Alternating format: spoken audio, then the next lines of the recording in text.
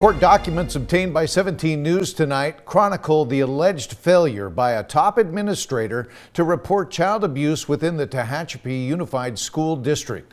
The documents detail interviews with students for which no record was made, no paperwork of investigations, and very little action taken to stop a PE teacher from allegedly molesting multiple students. Here's 17's Connor Dorr.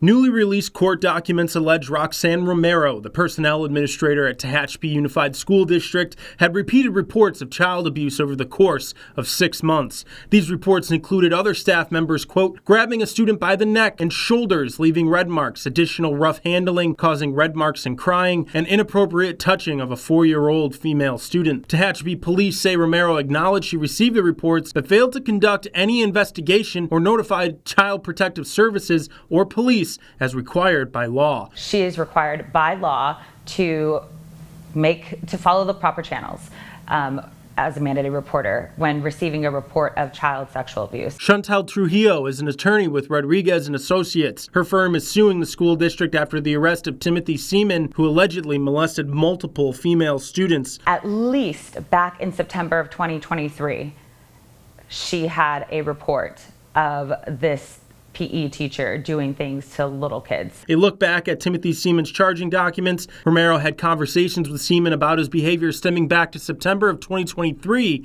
when he was accused of picking up and hugging a female student. Romero recommended Seaman to limit his interactions with the student and implement fist bumps and high fives. The next two reports come in March and May 2024, where the results of the administrative investigation was unsubstantiated. Then another horrific report was made to Romero that while on a camping trip, Seaman spent a long time with the student in a bathroom, and when she came back, her skirt was put on wrong and a button was undone. The detective writes, quote, the investigation was again found unsubstantiated, despite there being no documents of any kind indicating an investigation was even being done. Either documents were missing or there was no documented investigation. I think the most important thing to stress here is that it's not that you have to be certain or we weren't 100% or we didn't find corroborating evidence when you receive a report. It's reasonable suspicion. Connor Dorr, 17 News.